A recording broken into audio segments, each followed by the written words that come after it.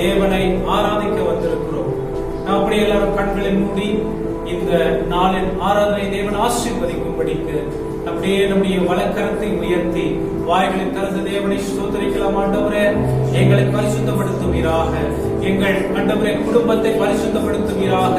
நாங்கள் செய்கிற ஆராதனை உமக்கு உகந்ததா இருக்கட்டும். நாங்கள் ஏறெடுக்கிறதான இந்த ஆராதனை உமக்கு மகிமையை கொண்டு வரட்டும். ஆண்டவரே, கரை திரை அற்றவர்களாய் ஆண்டவரே உடைய சமூகத்திலே நாங்கள் வரும்படிக்கு எங்களை ஆண்டவரே உடைய ஈசோப்பினால் கழுவுவீராக. எங்கள் உச்சந்தலை முதல் உள்ளங்கால் வரைக்கும் உம்முடைய ஆண்டவரே பரிசுத்த ரத்தத்தினால் கழுவுவீராக. ஆண்டவரே, உமக்கு ஒரு நொடி போதும் எங்கள் ஆண்டவரே நீங்க ஆண்டவரே எங்களை ஆண்டவரே சுத்திகரிக்க முடியுமே. ஆண்டவரே, உண்மையான ஆண்டவரே ஒரு எதிர்பார்ப்போடு, உண்மையான ஒரு தேவையோடு, உண்மையான ஒரு ஆண்டவரே ஆசையோடு ஆராதிக்க வந்திருக்க எங்களை நீர் ஏற்றுக்கொள்ளுவீராக, எங்களை நீர் ஏற்றுக்கொள்ளுவீராக. உமக்கு நாங்கள் மகிமை செலுத்துகிறோம் ஆண்டவரே, உமக்கு நாங்கள் மகிமை செலுத்துகிறோம். நீங்க எந்த இடத்துல இருந்தாலும் சரி, உங்களுடைய வீடுகள்ல நீங்கள் இருந்தாலும் சரி, தனியா நீங்க வேலை பார்க்கிற இடங்கள்ல தனியா இருந்தாலும் சரி, எந்த சூழ்நிலையில் நீங்கள் இருந்தாலும் கண்களை மூடி மனதை ஒருமுகப்படுத்தி, என் தேவனே, எங்கள் ஜீவனாய் இருக்கிறவரே, வானத்தையும் பூமியையும் வார்த்தையால் படைத்தவரே, உம்மை சார்ந்துதான் இந்த பூமியிலே நாங்கள் வாழ முடியும். உம்மை அன்றி எங்களுக்கு கதியில்லா ஆண்டவர் என்று சொல்லி உங்களுடைய வாய்களை திறந்து நீங்கள் தேவனுக்கு உண்மையான ஒரு இதயத்தோடு, ஒரு எதிர்பார்ப்போடு நீங்க வாய்களை திறந்து தேவனை ஸ்தோத்திரிக்கும் பொழுது அவர் உங்களிடத்திற்கு வந்து உங்களை கட்டி எழுப்ப வல்லவராய் இருக்கிறார். உங்களை உற்சாகப்படுத்த வல்லவராய் இருக்கிறார். உங்களை எல்லா சூழ்நிலையிலும் ஆசீர்வதிக்க அவர் போதுமான தேவனாய் இருக்கிறார். சொல்லுங்களே, வாய்களை திறந்து ஸ்தோத்திரம் ஆண்டவரே, ஸ்தோத்திரம் ஆண்டவரே, உம்மை துதிக்கிற ஆண்டவரே, உம்மை துதிக்கிற ஆண்டவரே, மகிமை செலுத்துகிறப்பா, மகிமை செலுத்துகிற ஆண்டவரே, மகிமை செலுத்துகிற ஆண்டவரே. ஆண்டவரே, உயர்த்துகிற எந்த இடத்திலும் இறங்கி வந்து எங்களை ஆசீர்வதிப்பேன் என்று சொன்னவர் ஆண்டவரே, எங்கள் நடுவிலே இந்த காலை வேளையிலே நீர் இறங்கி வந்திருப்பதற்காக உமக்கு நன்றி செலுத்துகிறோம். இந்த காலை வேளையிலே எங்கள் நடுவிலே நீர் இறங்கி வந்திருப்பதற்காக நன்றி செலுத்துகிறோம். ஸ்தோத்திரங்களை ஏறெடுக்கிறதான இந்த வேளையில் தானே பரிசுத்த ஆவியானவர் எங்கள் உள்ளங்களை ஆட்கொள்வதற்காக நன்றி செலுத்துகிறோம். பரிசுத்த ஆவியானவர் எங்களுடைய வாழ்க்கையை ஆண்டவரே நீங்க உற்சாகப்படுத்தி உம்முடைய பிரசன்னத்தினாலே நிரப்புவதற்காக உமக்கு நாங்கள் நன்றி செலுத்துகிறோம். உமக்கு நாங்கள் நன்றி செலுத்துகிறோம். உமக்கு நாங்கள் நன்றி செலுத்துகிறோம். எங்களை ஆட்கொள்ளும், எங்களை ஆளுகை செய்யும், எங்களில் நீர் அசைவாடும்.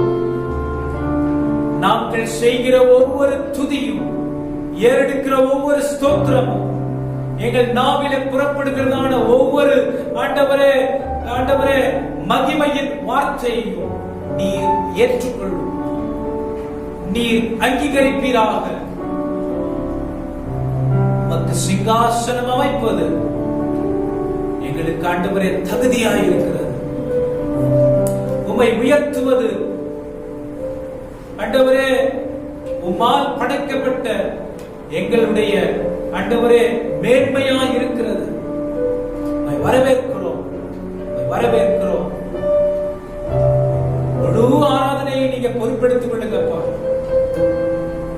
எங்களை ஆசீர்வதியும் இயேசுவின் நாமத்தில் பிதாவே, ஆமென், ஆமென்.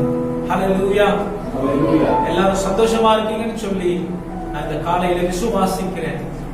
வேதம் சொல்லுகிறது, ஆவியோடு உண்மையோடு தேவனை ஆராதனை செய்ய வேண்டும் என்று சொல்லி. தேவன் நம்மை தெரிந்து கொண்ட நோக்கம் வெறும் கிறிஸ்தவ பெயரிலே இந்த உலகத்திலே வாழ்வதற்காக அல்ல, கிறிஸ்துவை போல வாழ்வதற்காக. ஆண்டவர் நம்மை தெரிந்து கொண்ட நோக்கம் ஒவ்வொரு நாளும் கிறிஸ்துவுக்காக வாழ்ந்து சுடர் விடுகிறதான ஜோதிகளாக இந்த பூமியிலே அவருக்கு சாட்சியாய் திகழ வேண்டும் என்பதற்காக நாம் செய்கிற ஒவ்வொரு காரியமும் தேவனுக்கு மகிமை கொண்டு வரட்டும், கரங்களை தட்டி சில பாடல்களை நாம் பாடப் போகிறோம். சில கன்னட பாடல்களை நாம் பாடலாம். தெரிந்த பாடல்கள் உங்களுக்கு ஒருவேளை தெரிந்திருக்கும் என்று சொன்னால் கரங்களை தட்டி இந்த நேரலையிலே எங்களோடு இணைந்து இந்த பாடல்களை பாடுங்க. பாடும் பொழுதே ஒரு பலன் உங்களை ஆட்கொள்வதிலே எந்த சந்தேகமும் இல்லை. ஆமென், ஆமென், ஆமென். ಅಗ್ನಿಯಿಂದಲೂ ಶಕ್ತಿಯಿಂದಲೂ ತುಂಬಿಸು ಆತ್ಮನೇ, ನಿನ್ನ ನಾಮವ ಸಾರಿ ಹೇಳಲು ಅಭಿಷೇಕಿಸು ಆತ್ಮನೇ. ಅಗ್ನಿಯಿಂದಲೂ ಶಕ್ತಿಯಿಂದಲೂ ತುಂಬಿಸು ಆತ್ಮನೇ, ನಿನ್ನ ನಾಮವ ಸಾರಿ ಹೇಳಲು ಅಭಿಷೇಕಿಸು ಆತ್ಮನೇ. ಅಭಿಷೇಕಿಸು ಆತ್ಮನೇ, ನಮ್ಮಯ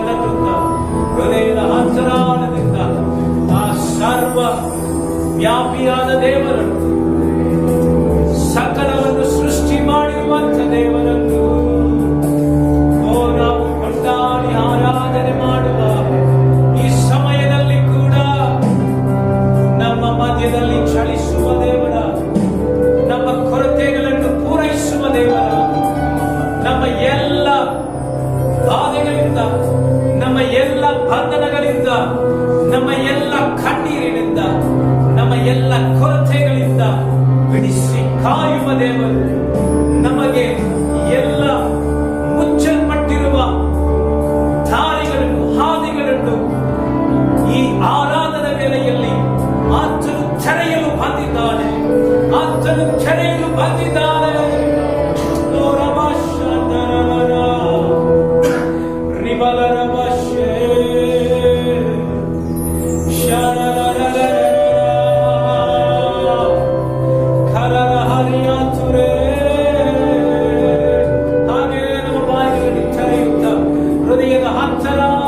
ದೇವರನ್ನು ಕೊಂಡಾಡೋಣ. ಒಬ್ಬರು ನಡೆಸಬೇಕೆಂದು ನಾವು ಕಾಯಬೇಕಾಗಿರುವ ಅವಶ್ಯಕತೆ ಇಲ್ಲ. ಪರಿಶುದ್ಧಾತ್ಮನೇ ನಮ್ಮನ್ನು ಆಹ್ವಾನಿಸು, ನಮ್ಮನ್ನು ದೇವರೇ ನೀನು ನಡೆಸು ಎಂಬ ಹೃದಯವನ್ನು ಹೊಂದಿದವರಾಗಿ ದೇವರನ್ನು ಸ್ತುತಿಸಿ ಕೊಂಡಾಡಿ ನಮ್ಮ ಬಾಯಿಗಳನ್ನು ತೆರೆಯುತ್ತ ಆತನಿಗೆ ಕೃತಜ್ಞತೆ ಸಲ್ಲಿಸುವವರಾಗಿ, ಬಾಯಿಗಳನ್ನು ತೆರೆದು ದೇವರಿಗೆ ಸ್ತೋತ್ರ ಮಾಡುವವರಾಗಿ ಎಲ್ಲ ಈ ಬೆಳಗಿನ ಸಮಯದಲ್ಲಿ ನಮ್ಮ ಕೈಗಳನ್ನು ಚಾಚಿ, ನಮ್ಮ ಕೈಗಳನ್ನು ಮೇಲಕ್ಕೆತ್ತಿ ಹೃದಯವನ್ನು ದೇವರ ಕಡೆಗೆ ತಿರುಗಿಸಿ, ಓ ದೇವರೇ ನಮ್ಮ ದೇಶವನ್ನು ಗುಣಪಡಿಸು, ನಮ್ಮ ಕುಟುಂಬಗಳನ್ನು ಗುಣಪಡಿಸು, ನಮ್ಮ ದೇವರೇ ನಮ್ಮ ಸ್ವಭಾವವನ್ನು ಬದಲಾಯಿಸು.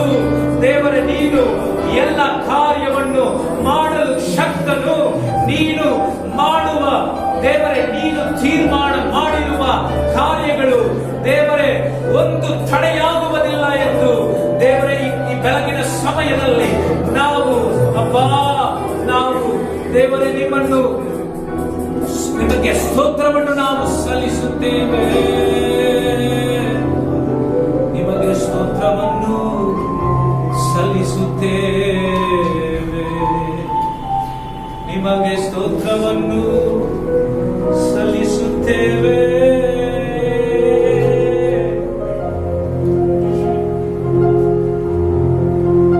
ನೀರ್ ಪಾರಿಸುತ್ತ ಹರಿಸುತ್ತ ಪಾರಿಸುತ್ತ எங்கள் பரலோக ராஜாவே. சொல்லுங்க, எல்லாம் கூட சேர்ந்து சொல்லுங்க. இந்த வானம் பூமி உள்ளோர் யாவும் உந்தன் நாமத்தை ரமஷந்தரரா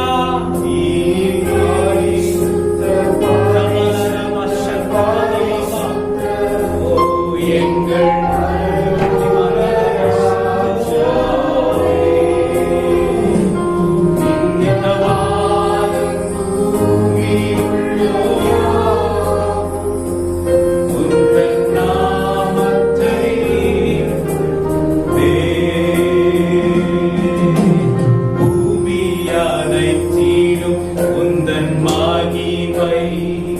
நிறைந்து நிறைந்து வழிகின்றதே.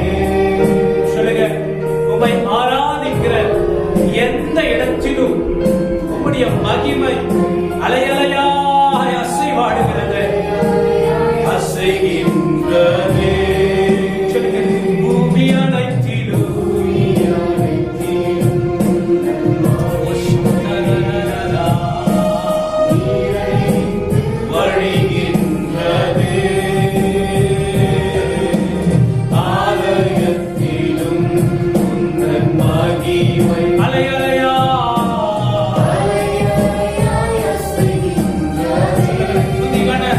மகிமைக்கு நீ பாத்திரா, மகிமைக்கு பாத்திரா, எல்லாம் புகழும்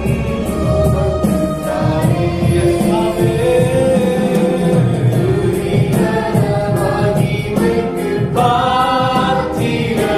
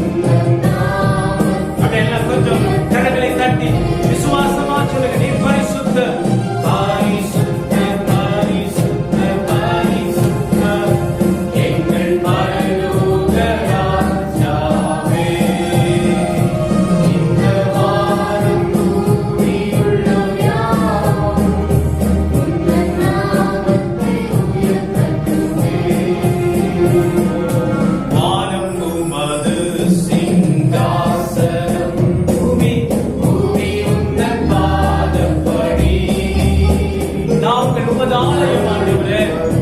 தேவ ஆலயம், நீர் தங்கும் தூய ஸ்தலம். வானம் உமது சிங்காசனம், பூமி உந்தன் பாதப்படி. நாம் கட்டுவது ஆலயம் ஆண்டவரே. தேவ ஆலயம், நீர் தங்கும் தூய ஸ்தலம். சகலமும் படைத்தவர்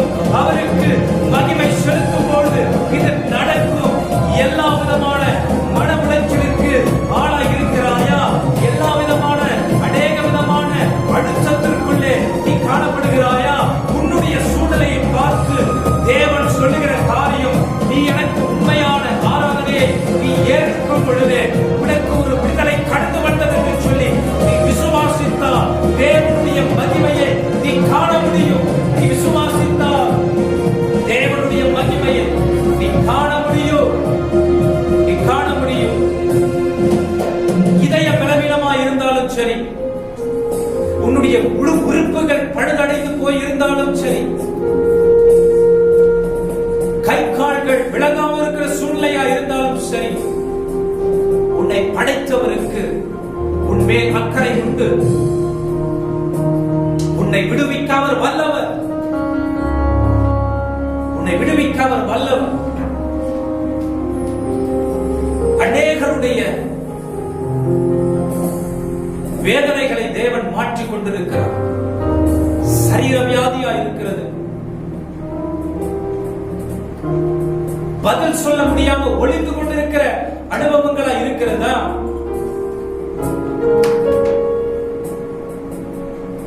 வாழ்க்கையில் முயற்சி செய்து முயற்சி செய்து முயற்சி செய்து முயற்சி செய்து தோற்று போய் சோர்ந்து போய் இருக்கிறாயா? எனக்கு ஒரு விடிவு காலமே இல்லையா? ஏன் எனக்கு இந்த நிலைமை என்று கூனி குறுகி விட்டு கொடுத்து விட்டாயா? Have you given up on your life? God is speaking a new life in you. God is speaking a new life in you. தேவன் ஒரு புதிய உயிர் மீட்சியை உனக்கு கொடுக்கிறார். இயேசுவின் நாமத்தில் ரகசியம் தேவனோடு இணைந்திருக்கிற வாழ்க்கை. அதை நீ தொடங்கும் பொழுதே நீ பூரணப்படுவதை உன்னால உணர முடியும். உன்னுடைய செயலற்று போய் இருக்கிற உறுப்புகள் செயலடைவதை நீ காண முடியும். இயேசுவின் நாமத்தில் உனக்கு நான் ஜீவனை பேசுகிறேன், சுகத்தை பேசுகிறேன்.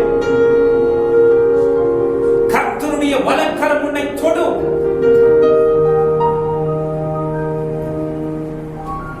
நீ என்றைக்கும் இல்லாத அளவிற்கு கழுகுகளைப் போல புதுபலனை நீ பெற்றுக் கொள்ளுவார். தேவனாகிய கர்த்தர் இதை உனக்கு சொல்லுகிறார். தேவனாகிய கர்த்தர் இதை உனக்கு சொல்லுகிறார். சொல்லுங்களே, கரங்களை உயர்த்தி. அநேக ஸ்தோத்திரத்தில் உம் கிருபை பெருகுதப்பா. அநேக ஸ்தோத்திரத்தில் உம் கிருபை பெருகுதப்பா. உம் கிருபை பெருகும்பொழுது உங்க மகிமை இறங்குதப்பா. உம் கிருபை பெருகும்பொழுது நீ ஒளிந்து ஒளிந்து வாழ்கிற வாழ்க்கை வேண்டாம், போதும். ஆண்டவர் உனக்கு துணை நிற்க போகிறார், உன்னை உயர்த்துவார்.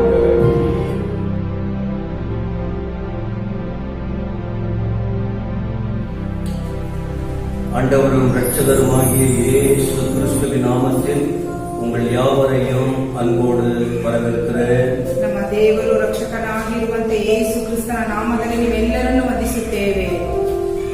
ஏறக்குறைய 2 மாதங்களாக நேரடியாய் கர்த்தரை தேடுவதற்கு பதில் இந்த காணொளி மூலமாய் இந்த வார்த்தைகளை கேட்க தேவன் கொடுத்த பாக்கியத்திற்காக கர்த்தருடைய நாமத்திற்கு ஸ்தோத்திரம். ಹೆಚ್ಚು ಕಡಿಮೆ 2 ತಿಂಗಳಿನಿಂದ ನಿಮ್ಮನ್ನು ನೋಡಲು ಸಾಧ್ಯವಾಗಲಿಲ್ಲ. ಆದರೂ ಈ ನೇರ ಪ್ರಸಾರದಲ್ಲಿ ನಿಮ್ಮೊಂದಿಗೆ ವಾಕ್ಯವನ್ನು ಹಂಚುವುದಕ್ಕೆ ದೇವರು ಕೊಟ್ಟಿರುವ ಸಮಯಕ್ಕಾಗಿ ಸ್ತೋತ್ರ. எத்தனை மணி நேரம் இந்த நேரலை வாயிலாக நீங்கள் பாடல்களை கேட்டாலும் செய்தியை கேட்டாலும் ஆலயத்தில் கூடிய ஆராதிக்கிற அனுபவம் அது முற்றிலும் வித்தியாசமானது என்பதை அனுபவத்தில் நாங்கள் சொல்லிக்கொள்ள விரும்புகிறோம். ಎಷ್ಟೋ ಗಂಟೆಗಳ ಕಾಲ ನಾವು ನೇರ ಪ್ರಸಾರದಲ್ಲಿ ಹಾಡುಗಳನ್ನು ಕೇಳಿದರು, ದೇವರ ವಾಕ್ಯವನ್ನು ಕೇಳಿದರು. ಆದರೆ ನಾವು ಸಭೆಯಲ್ಲಿ ಬಂದು ದೇವರನ್ನು ಆರಾಧಿಸುವುದು ವ್ಯತ್ಯಾಸವಾದದ್ದು ಎಂಬುದಾಗಿ ಹೇಳುತ್ತೇವೆ. அறகுறையா இருக்கிறவர்களுக்கு இதே சந்தோஷமா இருக்கும். ಆದರೆ ಅರ್ಧಂಬರ್ಧವಾಗಿ ದೇವರನ್ನು ಹುಡುಕುವವರಿಗೆ ಇದು ಸಂತೋಷವಾಗಿರುತ್ತದೆ. ஆனால் உண்மை உத்தமத்தோடு ஆண்டவர் இயேசுவை தேடுகிறவர்களுக்கு இதில் ஒரு நிறைவு கண்டிப்பாக கிடைக்கவே கிடைக்காது பிரியமானவர்களே. ನಿಜವುಳ್ಳವರಾಗಿ ಉತ್ತಮರಾಗಿ ಇರುವವರಿಗೆ ಇದನ್ನು ನೋಡುವುದರಿಂದ ಅವರಿಗೆ ಸಂಪೂರ್ಣವಾದ ಆ ಒಂದು ನಂಬಿಕೆ ಇರುವುದಿಲ್ಲ. ஆனால் இந்த பிரச்சனையான நேரத்தில் இப்படியாவது ஒரு வாய்ப்பு கிடைத்தது, கர்த்தருடைய நாமத்திற்கு ஸ்தோத்திரம். ಇಂಥ ಸಮಯಗಳಲ್ಲಿ ಸಹ ಈ ಒಂದು ಸಮಯವನ್ನು ದೇವರು ಕೊಟ್ಟಿದ್ದಕ್ಕಾಗಿ ಆತನಿಗೆ ಸ್ತೋತ್ರ. கடந்த வாரத்தில் ஆவியானவர் மூலம் கிடைத்த ஆசீர்வாதத்தின் சிறப்பை செய்தி வாயிலாக இதை நீங்கள் கவனித்து கேட்டிருந்தால் நீங்கள் புரிந்து கொண்டிருப்பீர்கள். ಕಳೆದ ವಾರದಲ್ಲಿ ಹೇಳಿರುವಂತಹ ವಾಕ್ಯವನ್ನು ನೀವು ದೈವಿಕ ರೀತಿಯಲ್ಲಿ ಕೇಳಿರುವುದಾದರೆ ಅದನ್ನು ಅರ್ಥ ಮಾಡಿಕೊಳ್ಳಲು ಸಾಧ್ಯ. நீங்கள் இதை தொடர்ச்சியாய் கவனிக்கிறதினால் ஒரு வேத பாடம் போல அங்கும் இங்கும் நான் செய்தியை கொடுக்காதபடிக்கு கோர்வையாக இந்த வார்த்தைகளை உங்களுக்கு தொகுத்து கர்த்தருடைய கிருபையினாலே சொல்லிக் கொண்டிருக்கிறோம். ನಾವು ದೇವರ ಕೃಪೆಯಿಂದ ಸತ್ಯವೇದದಲ್ಲಿರುವಂತಹ ವಾಕ್ಯವನ್ನು ಹಾಗೆ ಎಡೆಬಿಡದೆ ನಾವು ಹೇಳುವುದನ್ನು ನೀವು ನೋಡಬಹುದು.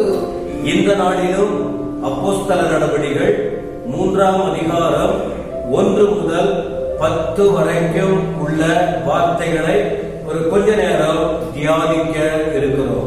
ಅಪೊಸ್ತಲರ ಕೃತ್ಯಗಳು 3ನೇ ಅಧ್ಯಾಯ 1ರಿಂದ 10 ವಚನಗಳನ್ನು ಸ್ವಲ್ಪ ಸಮಯ ಧ್ಯಾನಿಸಲಿದ್ದೇವೆ. எங்கள் மூலமாக ஆண்டவர் உங்களோடு பேசுவாராக. ನಮ್ಮ ನಿಮಿತ್ತವಾಗಿ ದೇವರು ನಿಮ್ಮೊಟ್ಟಿಗೆ ಮಾತನಾಡುವವರಾಗಿ. தேவ நேரடியாய் பல நேரங்களில் பேசுவதில்லை.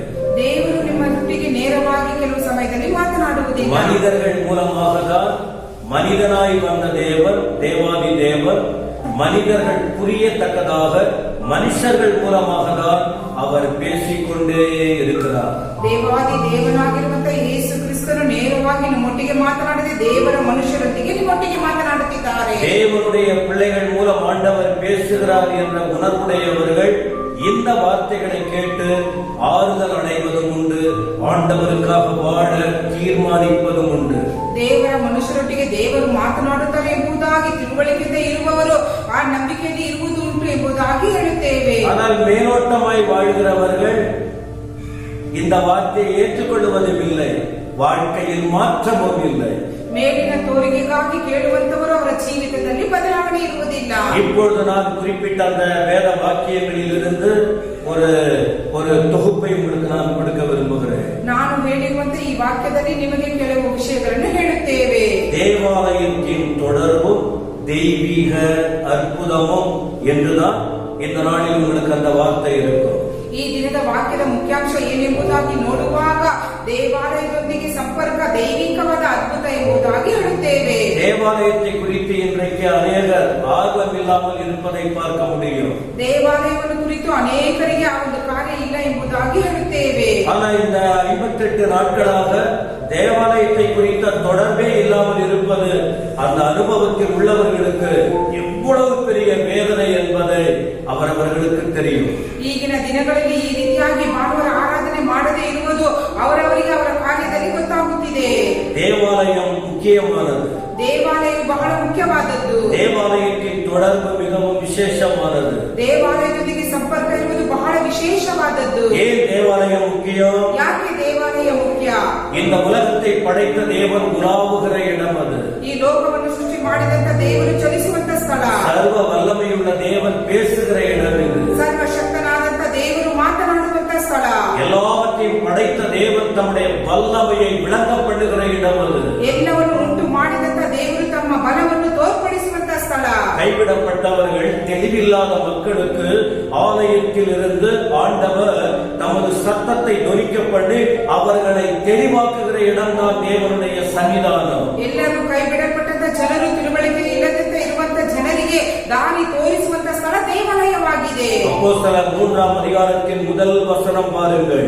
ಅಪೊಸ್ತಲರ ಕೃತ್ಯಗಳು 3ನೇ ಅಧ್ಯಾಯ 1ನೇ ವಚನವನ್ನು ನೋಡಿರಿ. 2 பேர் தேவாலயத்திற்கு போனார்கள் என்று பார்க்கிறோம். ಇಬ್ಬರು ದೇವಾಲಯದೊಳಗೆ ಹೋದರು ಎಂಬುದಾಗಿ ನೋಡುತ್ತೇವೆ. 2 பேராய் போவது ஒரு மிக ஆசீர்வாதம். ಇಬ್ಬರು ಹೋಗುವುದು ಬಹಳ ವಿಶೇಷವಾದದ್ದು. யார் அந்த 2 பேர்? ಯಾರು ಆ ಇಬ್ಬರು? ஒன்று பேதுரு, இரண்டாவது யோவான். ಒಂದನೇದು ಪೇತ್ರನು, ಎರಡನೇದು ಯೋಹಾನನು. இவர்கள் 2 பேருமே கர்த்தராகிய இயேசு கிறிஸ்துவை உறுதியாய் பின்பற்றின சீஷர்களில் இவர்களும் முக்கியமானவர்கள். ಈ ಇಬ್ಬರು ಮನುಷ್ಯರು ನೋಡುವಾಗ ಯೇಸು ಸ್ವಾಮಿಯನ್ನು ದೃಢವಾಗಿ ಹಿಡಿದುಕೊಂಡ ಶಿಷ್ಯರಲ್ಲಿ ಇಬ್ಬರು ಎಂಬುದಾಗಿ ನೋಡುತ್ತೇವೆ. பேதுரு எல்லாவற்றிலும் ஆண்டவருக்காக துடிப்புடன் செயல்பட்ட சீஷர். ಪೇತ್ರನನ್ನು ನೋಡುವಾಗ ಎಲ್ಲಾ ವಿಷಯದಲ್ಲಿ ಚುರುಕಾಗಿ ಮಾಡಲ್ಪಟ್ಟಂತ ಮನುಷ್ಯ. சோம்பலுக்கு இடம் கொடுப்பதில்லை. ಸೋಮಾರಿತನಕ್ಕೆ ಸ್ಥಳವನ್ನು ಕೊಡದೇ இயேசு கிறிஸ்து ஒரு காரியத்தை சொல்லிவிட்டால் சொல்வதற்கு முன்னமே ஓடி செயல்படுகிற மனுஷன். ಯೇಸು ಸ್ವಾಮಿ ಒಂದು ವಿಷಯವನ್ನು ಹೇಳುವಾಗ ಹೇಳುವುದಕ್ಕೆ ಮುಂಚಿತವಾಗಿ ಮಾಡಲ್ಪಟ್ಟಂತ ಮನುಷ್ಯ. ஆண்டுடைய நாம மகிமைக்காக ஒரு காரியத்தை சிலருக்கு சொன்னால் அதை சிலர் கண்டுகொள்ளவே மாட்டார்கள். ಆದರೆ ದೇವರ ಮಹಿಮೆಗಾಗಿ ಹೇಳುವಂತದ್ದು ಕೆಲವರಿಗೆ ಕೆಲವು ವಿಷಯಗಳನ್ನು ಹೇಳುವಾಗ ಅದನ್ನು ತಿಳಿದುಕೊಳ್ಳುವುದೇ ಇಲ್ಲ. தெய்வத்தை அறிந்த பிள்ளைகள் ஆண்டவருக்காக ஏதாகிலும் ஒன்றை செய்ய வேண்டும், அதுவும் அவர் நாம மகிமைக்காக துடிப்போடு செயல்பட வேண்டும், பேதுருவை போல. ಆದರೆ ಕೆಲವರಿಗೆ ಹೇಳುವಾಗ ದೇವರ ಭಯಭಕ್ತಿಯಿಂದ ಇರುವವರು ದೇವರಿಗಾಗಿ ಯಾವುದಾದ್ರೂ ಒಂದು ಕಾರ್ಯವನ್ನು ಮಾಡಬೇಕು, ಪೇತ್ರನಾಗಿ ಚುರುಕಾಗಿ ಎಂಬುದಾಗಿ. தேவாலயத்திற்கு சென்ற இன்னொரு சீடன் யோவான். ದೇವಾಲಯಕ್ಕೆ ಹೋದಂತ ಇನ್ನೊಬ್ಬ ಶಿಷ್ಯನು ಯೋಹಾನರು. இந்த யோவான் யார் என்றால், ಈ ಯೋಹಾನನು ಯಾರು ಎಂಬುದಾಗಿ இயேசு கிறிஸ்துவின் அன்புக்குள்ளே நிறைந்தவர். ಯೇಸು ಕ್ರಿಸ್ತನ ಪ್ರೀತಿಯಲ್ಲಿ ಇದ್ದಂತವರು. இயேசுவினிடத்தில் அன்பு செலுத்தினவர். ಯೇಸುವಿನ ಮೇಲೆ ಪ್ರೀತಿಯನ್ನು ಇಟ್ಟರು. ஆண்டுடைய அன்பை பெற்றுக் கொண்டவர். ದೇವರ ಪ್ರೀತಿಯನ್ನು ಹೊಂದಿಕೊಂಡರು. நாம் ஒருவரிடத்தில் அன்பு செலுத்தினால்தான் பிறருடைய அன்பை பெற்றுக்கொள்ள முடியும். ನಾವು ಮತ್ತೊಬ್ಬರಿಗೆ ಪ್ರೀತಿಯನ್ನು ತೋರಿಸಿದರೆ ಅವರ ಪ್ರೀತಿಯನ್ನು ನಾವು ಹೊಂದಿಕೊಳ್ಳಲು நாம் மற்றவர்களிடத்திலே வம்பு வாதம் பண்ணி கொண்டிருந்தால் மற்றவர்களிடத்திலிருந்து நமக்கு அன்பு எப்படி வரும்? ನಾವು ಮತ್ತೊಬ್ಬರಲ್ಲಿ ವಾದ ವಿವಾದಗಳನ್ನು ಮಾಡುವಾಗ ಅವರಿಂದ ನಮಗೆ ಪ್ರೀತಿ ಹೇಗೆ ಸಿಗುತ್ತದೆ? நான் அழிந்து போகிற அன்பை சொல்லவில்லை, தெய்வீக அன்பை சொல்லுகிறேன். ನಾನು ನಾಶವಾಗಿ ಹೋಗುವ ಪ್ರೀತಿಯನ್ನು ಹೇಳುತ್ತಿಲ್ಲ, ದೈವಿಕವಾದ ಪ್ರೀತಿಯನ್ನು ಹೇಳುತ್ತಿದ್ದೇನೆ. 12 பேர் இயேசு கிறிஸ்துவை பின்பற்றி எப்பொழுதும் அவர் பின்னாலே கடந்து போனார்கள். 12 ಶಿಷ್ಯರು ಯಾವಾಗಲೂ ಯೇಸು ಸ್ವಾಮಿಯೊಟ್ಟಿಗೆ ಹಿಂಬಾಲಿಸಿ ಹೋಗುತ್ತಿದ್ದರು. அந்த 12 பேரிலே இந்த யோவான் தான் இயேசுவின் மார்பிலே சாய்ந்து கொண்டு அவருடைய அன்பை பெற்றுக்கொண்ட ஒரு சீடனாக காணப்பட்டார். ಯೇಸು ಸ್ವಾಮಿ ಜೊತೆಗಿದ್ದಂತ ಈ 12 ಶಿಷ್ಯರಲ್ಲಿ ಯೋಹಾನ ನೋಡುವಾಗ ಯೇಸು ಸ್ವಾಮಿಯ ಹೃದಯದಲ್ಲಿ ಒರಗಿದ್ದವರು ಎಂಬುದಾಗಿ ನೋಡುತ್ತೇವೆ. தேவனுடைய பிள்ளைகளின் மனம் எதை நோக்கி இருக்கும் பாருங்கள், தேவாலயத்தை குறித்துதான் இருக்கும். ದೇವರ ಮನುಷ್ಯರನ್ನು ನೋಡುವಾಗ ಯಾವುದನ್ನು ಕುರಿತು ಅವರು ಚಿಂತಿಸುತ್ತಾರೆ? ದೇವಾಲಯವನ್ನು ಕುರಿತು. கிறிஸ்துவை தெய்வமாய் ஏற்றுக்கொண்டவர்கள் அவருடைய கவனம் தேவாலயத்தின் பக்கம் இருக்க வேண்டும். ಕ್ರಿಸ್ತನನ್ನು ತನ್ನ ಸ್ವಂತ ರಕ್ಷಕನಾಗಿ ಸ್ವೀಕರಿಸಿದವರಿಗೆ ಯಾವ ರೀತಿಯ ಒಂದು ಗುಣ ಇರಬೇಕು? ದೇವಾಲಯವನ್ನು ಹೊಂದಿಕೊಳ್ಳಬೇಕು. இயேசு கிறிஸ்துவை தெய்வமாய் ஏற்றுக்கொண்டவர்கள் அவர்கள் எப்பொழுதும் அவருடைய சிந்தனை கிடைக்கிற நேரமெல்லாம் ஆலயத்திலே வந்து அவரை பிரியப்படுத்தக்கூடிய செயலில் இருக்கிறவர்கள் தான் இயேசுவை உண்மையாய் நேசிக்கிறவர்கள், உண்மையாய் வேதத்தை அறிந்தவர்கள். ಜನರನ್ನು ನೋಡುವಾಗ ದೈವಿಕ ರೀತಿಯಲ್ಲಿ ಯೇಸು ಸ್ವಾಮಿಯನ್ನು ಹಿಡಿದುಕೊಂಡವರು ಯಾವಾಗಲೂ ದೇವಾಲಯಗಳ ಕುರಿತು ಚಿಂತನೆಯುಳ್ಳವರಾಗಿರಬೇಕು. இந்த 2 பேரும் தேவாலயத்திற்கு போனார்கள் என்று நாம் அந்த முதல் வசனத்தில் பார்த்தோம். ಈ ಇಬ್ಬರು ಎಲ್ಲಿಗೆ ಹೋದರು? ದೇವಾಲಯಕ್ಕೆ ಹೋದರು ಎಂಬುದಾಗಿ ಮೊದಲನೇ ವಚನದಲ್ಲಿ ನೋಡುತ್ತೇವೆ. இயேசு கிறிஸ்துவோடு அவர்கள் வாழ்ந்ததினால், இயேசு கிறிஸ்துவின் போதனைகளை அவர்கள் கேட்டதினாலே இப்பொழுது அவருடைய எண்ணம் ஆலயத்தை நோக்கி இருக்கிறது. ಆ ಇಬ್ಬರು ಯೇಸು ಸ್ವಾಮಿಯೊಟ್ಟಿಗೆ ಇದ್ದು ಅವರ ಆಲೋಚನೆಯನ್ನು ಕೇಳಿದ್ದರಿಂದ ದೇವಾಲಯದ ಮೇಲೆ ಅವರ ಗಮನವಿದೆ. உலகத்திலும் உலகத்தின் மீது அளவுக்கு அதிகமாய் அன்பு கூறுகிற நபர்களுக்கு ஆலயத்தை குறித்த நோக்கம் வரவே வராது. ಆದರೆ ಲೋಕದಲ್ಲಿ ಲೋಕದ ಮೇಲೆ ಪ್ರೀತಿ ಇರುವಂತ ಜನರು ನೋಡುವಾಗ ಸಭೆಯ ಮೇಲೆ ಪ್ರೀತಿ ಅವರಿಗೆ ಇರುವುದಿಲ್ಲ. இந்த சத்தத்தை கேட்கிற அன்பு சகோதர சகோதரிகளே, ಈ ಶಬ್ದವನ್ನು ಕೇಳುವಂತ ನನ್ನ ಪ್ರೀತಿಯ ಸಹೋದರ ಸಹೋದರಿಯರೇ, நாங்கள் பரம்பரை கிறிஸ்தவர்கள் என்று சொல்லிக்கொண்டே சாக போறீங்களா?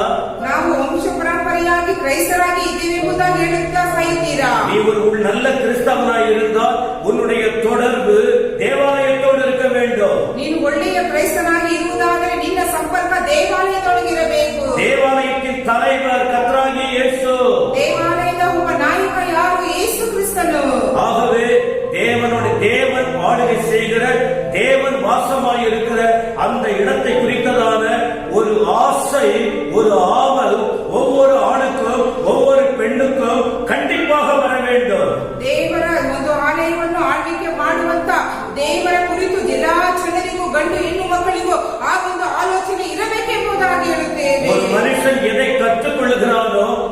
பொறுத்துதான் அவருடைய வாழ்க்கை இருக்கும். ಒಬ್ಬ ಮನುಷ್ಯನು ಯಾವುದನ್ನು ಕಲಿತುಕೊಳ್ಳುತ್ತಾನೋ ಅದನ್ನು ಕುರಿತು ಅವರ ಜೀವನವು ಇರುತ್ತದೆ. ஒரு மனுஷனுக்கு எவ்வித பக்தி இருக்கோ அந்த பக்தியை பொறுத்துதான் அவருடைய தன்மை அமைந்திருக்கும். ಒಬ್ಬ ಮನುಷ್ಯನಿಗೆ ಎಷ್ಟರ ಮಟ್ಟಿಗೆ ಭಕ್ತಿ ಇದೆಯೋ ಅದನ್ನು ಕುರಿತು ಅವರ ಒಂದು ಕಾರ್ಯ ಇರುತ್ತದೆ. பொருளாசை குறித்த எண்ணம் ஒரு மனுஷனுக்கு எப்பொழுது இருக்குமானால் அவன் இங்கே தேவாலயத்தை குறித்த எண்ணம் வரப்போகிறது. ಒಬ್ಬ ಮನುಷ್ಯನಿಗೆ ಹಣದಾಸೆ ಇರುವುದಾದರೆ ಯಾವಾಗ ದೇವಾಲಯದ ಒಂದು ಆಸೆ ಇರುತ್ತದೆ. உலகத்தின் ஆசா பாசங்கள் மீது இரவிலும் பகலிலும் எனக்கு அது வேணும் இது வேணும்னு யோசிச்சுட்டு இருக்கிற மனுஷன் ஏசப்பா வேணும் ஆண்டுடைய ஆலயம் வேணும் என்ன அவனுக்கு எங்கே வரப்போகிறது. ಲೋಕದ ಮೇಲೆಯೂ ಲೋಕದಲ್ಲಿರುವಂತ ಎಲ್ಲಾ ವಸ್ತುಗಳ ಮೇಲೆಯೂ ಆಶೆ ಇರುವಂತ ಮನುಷ್ಯನಿಗೆ ಯಾವಾಗ ದೇವಾಲಯಕ್ಕೆ ಹೋಗುತ್ತೇನೆ ಎಂಬುದಾಗಿ ದೇವರ ಮೇಲೆ ಪ್ರೀತಿ ಯಾವಾಗ ಬರುತ್ತದೆ. இந்த பேதுரு யோவாನು சாதாரண மனுஷங்க தான். ಪೇತ್ರ ಯೋಹಾನ ನೋಡುವಾಗ ಸಾಧಾರಣವಾದ ಮನುಷ್ಯರು. அவங்க வேற எங்கேயாவது போயிட்டு விளையாடிட்டு இருக்கலாமே, ಅವರು ಎಲ್ಲಾದ್ರೂ ಹೋಗಿ ಆಟ ಆಡಿಕೊಂಡು ಇರಬಹುದು, தங்க இஷ்டம் போல பேசிக்கிட்டு உட்கார்ந்து இருக்கலாமே, ಅವರ ಇಷ್ಟ ಬಂದಾಗಿ ಮಾತನಾಡಿಕೊಳ್ಳುತ್ತಿರಬಹುದು. வாய்ப்பு கிடைக்கும் போது மற்றவரை கூட உட்கார வச்சுக்கிட்டு வீண் கதையை அடிச்சு நாட்களை செலவழிக்கலாமே. ಆದರೆ ಸಮಯ ಸಿಕ್ಕುವಾಗ ಜನರನ್ನು ಕೂಡಿಸಿಕೊಂಡು ಕೆಲವು ಬೇಡವಾದ ವಿಷಯಗಳನ್ನು ಮಾತನಾಡಿ ಸಮಯವನ್ನು நீ ಕಳೆಯುತ್ತಿರಬಹುದು. தேவனுடைய பிள்ளையாக உன்னுடைய நோக்கம் ஆலயத்தை நோக்கி இருக்கட்டும். ನೀನು ದೇವರ ಮಗುವಾಗಿದ್ದರೆ ನಿನ್ನ ಉದ್ದೇಶ ದೇವಾಲಯವನ್ನು நீ ಕುರಿತಿರಲಿ. உண்மையாய் ரட்சிக்கப்பட்டது உண்மையானால் இயேசு கிறிஸ்துவுக்கு உன் வாழ்க்கையை ஒப்பு கொடுத்து எப்பொழுது தேவ சமூகத்துக்கு போகலாம்ங்கிற சிந்தனை உனக்குள் வரட்டும். ನೀನು ನಿಜವಾಗಿ ದೇವರಲ್ಲಿ ನಂಬಿಕೆ ಇಟ್ಟಿರುವುದಾದರೆ ನಾನು ಯಾವಾಗ ದೇವಾಲಯಕ್ಕೆ ಹೋಗಬೇಕೆಂಬ ನಂಬಿಕೆ ನಿನಗಿರಲಿ. இந்த ரெண்டு பேர் தேவாலயத்தை நோக்கி போனார்கள். ಈ ಇಬ್ಬರು ದೇವಾಲಯಕ್ಕೆ ಹೋದರು. எப்பொழுது போனார்கள்? ಯಾವಾಗ ಹೋದರು? இந்த 3ஆம் அதிகாரத்தின் முதல் வசனத்திலேயே பார்க்க முடிகிறது. ಈ 3ನೇ ಅಧ್ಯಾಯ 1ನೇ ವಚನದಲ್ಲೇ ನಾವು ನೋಡಬಹುದು. ஜெப வேளையாகிய 9ஆம் மணி நேரம் என்று தமிழிலே சொல்லப்பட்டிருக்கிறது. ಆದರೆ ಪ್ರಾರ್ಥನೆಯ ಸಮಯ ಕನ್ನಡ ಒಂದು ಬೈಬಲ್ನಲ್ಲಿ 3 ಗಂಟೆಗೆ ಎಂಬುದಾಗಿ ಬರೆಯಲ್ಪಟ್ಟಿದೆ. 9ஆம் மணி வேளை என்றால் அது 3ஆம் மணி வேளை, 3 மணி, பகல் 3 மணி என்று பார்க்கிறோம். ಮಧ್ಯಾಹ್ನದ ಮೇಲೆ 3 ಗಂಟೆ ಎಂಬುದಾಗಿ ಬರೆಯಲ್ಪಟ್ಟಿದೆ. ஒரு நாளைக்கு 3 வேளை எல்லாம் சாப்பிடுறோம். ನಾವು ಒಂದು ದಿನಕ್ಕೆ 3 ಹೊತ್ತು ಊಟ ಮಾಡುತ್ತೇವೆ. கண்டிப்பா பசி எடுக்க ஆரம்பிச்சிடும். அந்த நேரம் வரும்போது 3 வேளை சாப்பிட்டே ஆயிடும், நமக்கு சாப்பிட ஆரம்பிச்சிருவோம். ಖಂಡಿತವಾಗಿ ಎಲ್ಲರಿಗೂ ಹಸಿವಾಗುತ್ತದೆ. ಆ 3 ಸಮಯ ಊಟ ಮಾಡಲೇಬೇಕು ಎಂಬ ಕಾರ್ಯವು ನಮಗೆ ಬರುತ್ತದೆ. நானும் சாப்பிடுறேன், நீங்களும் சாப்பிடுறீங்க, எல்லாருக்கும் அந்த அனுபவம் இருக்கு, தப்பு இல்ல. ನಾವು ಊಟ ಮಾಡುತ್ತೇವೆ, ಎಲ್ಲರೂ ಊಟ ಮಾಡುತ್ತೇವೆ, ಅದು ತಪ್ಪಲ್ಲ. ஆனா தெய்வத்தை தேடுகிற காரியத்துல அந்த ஆர்வம் இருக்கா என்பதுதான் கேள்வி. ಆದರೆ ದೇವರನ್ನು ಹುಡುಕುವುದರಲ್ಲಿ ಆ ಒಂದು ಕಾರ್ಯ ಇದೆ ಎಂಬುದೇ ಒಂದು ಪ್ರಶ್ನೆಯಾಗಿದೆ. சிலர் 3 வேளை ஜெபிக்கணும்னு சொல்றாங்க, பைபிள்ல ஆதாரம் இருக்கு.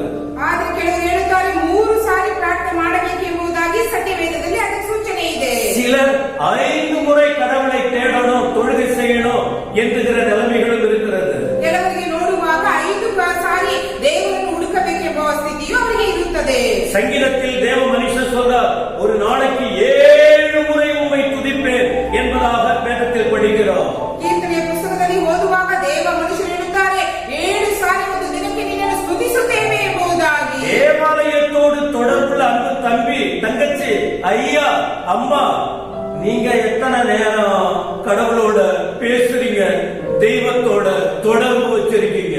ದೇವಾಲಯದ ಸಂಪರ್ಕವನ್ನು ನೀವು ಎಷ್ಟು ದಿನಗಳ ಕಾಲ ಇಟ್ಟುಕೊಂಡಿದ್ದೀರ ಪ್ರೀತಿಯ ಸಹೋದರ ಸಹೋದರಿಯ ತಮ್ಮ ತಂಗಿಯರೇ ಹಿರಿಯರೇ ಎಂಬುದಾಗಿ ನೀವು ಆಲೋಚಿಸಿಕೊಳ್ಳಬೇಕು. தேவாலயத்தோடு தொடர்புடைய தேவனுடைய பிள்ளைகள் எப்படியெல்லாம் இருக்க வேண்டும் என்ற இந்த பரிசுத்த வேதத்தை தெளிவாய் படித்து தியானித்தால் என்னென்னலாம் நம்ம செய்யணுங்கிற விஷயங்கள் நம்ம பைபிள்ல எழுதப்பட்டிருக்கு. ಸತ್ಯ ವೇದವನ್ನು ಬಹಳ ಅರ್ಥಪೂರ್ಣವಾಗಿ ನಾವು ಓದಿ ಗಮನಿಸುವುದಾದರೆ ದೇವಾಲಯದೊಂದಿಗೆ ಯಾವ ರೀತಿ ನಾವು ಸಂಪರ್ಕ ಇಟ್ಟುಕೊಳ್ಳಬೇಕೆಂಬುದಾಗಿ ಬರೆಯಲ್ಪಟ್ಟಿದೆ.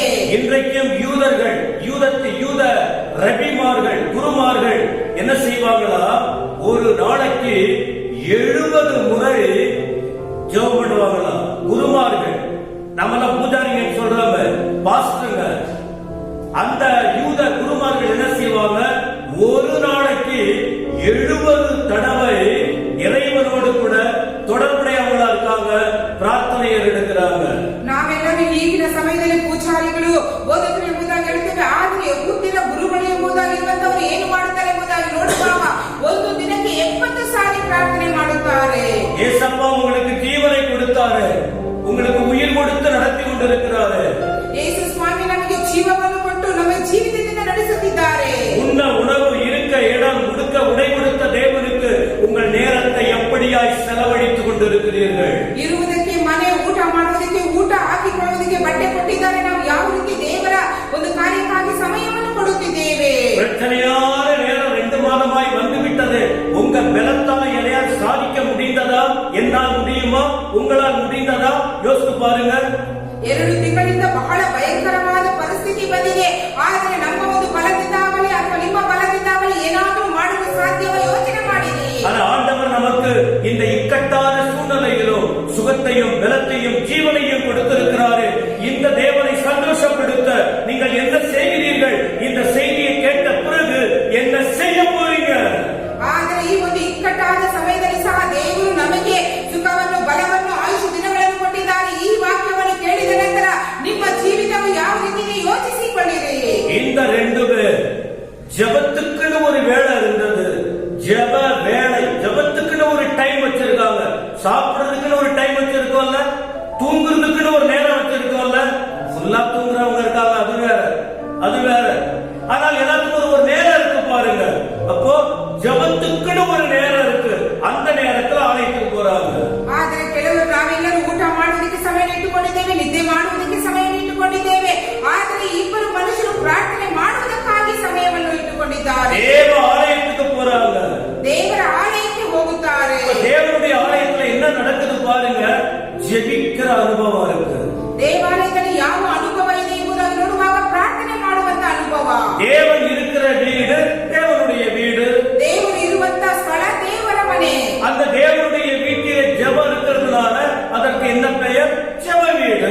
ಆ ದೇವರ ಮನೆಯಲ್ಲಿ ಪ್ರಾರ್ಥನೆ ಇರುವುದರಿಂದ ಅದು ಪ್ರಾರ್ಥನೆಯ ದೇವಾಲಯವಾಗಿದೆ. ஏசாயா 56ஆம் அதிகாரம் 7ஆம் வசனம். ஏசாயா 56 7ஆம் வசனத்தை வாசித்து பாருங்கள். ಯೆಶಾಯನ ಗ್ರಂಥ 56ನೇ ಅಧ್ಯಾಯ 7ನೇ ವಚನವನ್ನು ಓದಿ ನೋಡಿರಿ. அந்த வசனத்துல 4 காரியங்களை பரிசுத்த ஆவியானவர் அந்த இடத்தில் எழுதி வைத்திருக்கிறார். ಈ ಒಂದು ವಚನದಲ್ಲಿ ಪರಿಶುದ್ಧಾತ್ಮನು 7 ವಿಷಯಗಳನ್ನು ಬರೆದಿಟ್ಟಿದ್ದಾರೆ. படிக்கிறேன் பாருங்க. நான் என் பரிசுத்த பர்வதத்துக்கு கொண்டு வந்து என் ஜெப வீட்டிலே அவர்களை மகிழ பண்ணுவேன். அவர்களுடைய சர்வாங்க தகனங்களும் அவர்களுடைய பலிகளும் என் பலிபீடத்தின் மேல் அங்கீகரிக்கப்பட்டிருக்கும். என்னுடைய வீடு சகல ஜனங்களுக்கும் ஜெப வீடு என்னப்படும் என்று ஆண்டவர் எழுதி வைத்திருக்கிறார். ನಾನು ನನ್ನ ಪವಿತ್ರ ಪರ್ವತಕ್ಕೆ ಬರಮಾಡಿ ನನ್ನ ಪ್ರಾರ್ಥನಾ ಆಲಯದಲ್ಲಿ ಉಲ್ಲಾಸಗೊಳಿಸುವೆನು. ನನ್ನ ಯಜ್ಞವೇದಿಯಲ್ಲಿ ಅವರು ಅರ್ಪಿಸುವ ಸರ್ವಾಂಗ ಹೋಮಗಳು, ಯಜ್ಞಗಳು ನನಗೆ ಮೆಚ್ಚುಗೆಯಾಗುವವು. ನನ್ನ ಆಲಯವು ಎಲ್ಲಾ ಜನಾಂಗಗಳಿಗೂ ಪ್ರಾರ್ಥನಾ ಆಲಯವೆನಿಸಿಕೊಳ್ಳುವುದು. அந்த முதல் பகுதி பாருங்கள். நான் என் பரிசுத்த பர்வதத்துக்கு கொண்டு வந்து. ಈ ಒಂದು ಮೊದಲನೇ ವಾಕ್ಯ ನೋಡುವಾಗ ನಾನು ನನ್ನ ಪವಿತ್ರ ಪರ್ವತಕ್ಕೆ ಬರಮಾಡಿ. ஆண்டவர் என்ன சொல்றாரு? பரிசுத்த பர்வதம். பரிசுத்தம் என்கிற ஒரு வார்த்தை அந்த இடத்தில் இருக்கிறது பாருங்க. ಇಲ್ಲಿ ದೇವರು ಏನು ಹೇಳುತ್ತಿದ್ದಾರೆ? ಪವಿತ್ರ ಪರ್ವತ ಎನ್ನುವುದಾಗಿ. அதனால்தான் தேவனுடைய வீட்டுக்கு வரும்போது ஜெப வீடுன்னு சொல்லும் போது அந்த இடம் பரிசுத்தம் நிறைந்த இடம், பரிசுத்தம் நிறைந்த இடம். அதனால்தான் ஆண்களும் பெண்களும் ஆலயத்துக்கு வரும்போது பயத்தோடு, பக்தியோடு, பரிசுத்தத்தோடு தேவாலயத்திற்கு கடந்து வர வேண்டும். ದೇವಾಲಯ ಎಂಬುದಾಗಿ ನೋಡುವಾಗ ಅದು ಪರಿಶುದ್ಧವಾದ ಸ್ಥಳ. ಆದ್ದರಿಂದ ಗಂಡಸರಾಗಲಿ ಹೆಂಗಸರಾಗಲಿ ಬರುವಾಗ ಪರಿಶುದ್ಧದಿಂದ ಬರಬೇಕು ಎಂಬುದಾಗಿ. பரிசுத்தம்ங்கிற தலைப்புல உங்களுக்கு செய்தி கொடுத்தால் எப்படியெல்லாம் இருக்குன்னு நீங்கள் புரிந்து கொள்ள முடியும். ಪರಿಶುದ್ಧ ಎಂಬ ಒಂದು ಮುಖ್ಯಾಂಶವನ್ನು ಹೇಳಿ ನಿಮಗೆ ಸಂದೇಶವನ್ನು ನೀಡುವಾಗ ನೀವು ಅರ್ಥ ಮಾಡಿಕೊಳ್ಳಬಹುದು. தேவாலயத்தோடு தொடர்புள்ள ஐயா, அம்மா, தம்பி, உனக்குள்ள பயபக்தி இருக்கா? பரிசுத்தத்தை குறித்த ஒரு நடுக்கம் இருக்கா? இந்த செய்தியை கேட்கும் போது யோசித்து பாருங்க. ದೇವಾಲಯದೊಂದಿಗೆ ಸಂಪರ್ಕದಲ್ಲಿರುವಂತಹ ನನ್ನ ತಂದೆ ತಾಯಿಗಳೇ, ಅಣ್ಣ ತಮ್ಮಂದಿರೇ, ಅಕ್ಕ ತಂಗಿಯರೇ, ನಿಮಗೆ ಈ ಒಂದು ಭಯ ನಿಮ್ಮಲ್ಲಿ ಇದೆಯಾ? தேவனுடைய ஆலயம், ஜெப வீடு பரிசுத்தம் நிறைந்த ஒன்று. ಪ್ರಾರ್ಥನೆಯ ಒಂದು ಮನೆಯು ಪರಿಶುದ್ಧವಾದಂತ ಸ್ಥಳ. இந்த 7ஆம் வசனத்தின் அடுத்த காரியம் பாருங்கள். என் ஜெப வீட்டிலே அவர்களை மகிழ பண்ணுவேன் என்று சொல்லுகிறார். ಎರಡನೆಯ ಭಾಗವಾಗಿ ನೋಡುವಾಗ ನನ್ನ ಪ್ರಾರ್ಥನಾ ಆಲಯದಲ್ಲಿ ಉಲ್ಲಾಸಗೊಳಿಸುವೆನು. ಉಲ್ಲಾಸಗೊಳಿಸುವೆನು. தேவனுடைய ஆலயத்துக்கு வருகிறவர்கள் மகிழ்ச்சியோடு இருக்க வேண்டும். அவர்களை என் வீட்டுல மகிழ பண்ணுவேன், சந்தோஷப்படுத்துவேன் ஆண்டவர் சொல்லுகிறார். ದೇವಾಲಯದಲ್ಲಿ ಬರುವಂತ ಜನರು ಉಲ್ಲಾಸದಿಂದಿರಬೇಕು. ನಾನು ನನ್ನ ಆಲಯಕ್ಕೆ ಬರುವವರನ್ನು ಉಲ್ಲಾಸಪಡಿಸುವೆನು ಎಂಬುದಾಗಿ ಬರೆಯಲ್ಪಟ್ಟಿದೆ. இந்த வசனங்களை கேட்டுக்கிட்டு இந்த வார்த்தையை கேட்கிறீங்களே, உங்க முகம் எப்படி இருக்கோ, உங்க இருதயம் எப்படி இருக்கோ எனக்கு தெரியாது.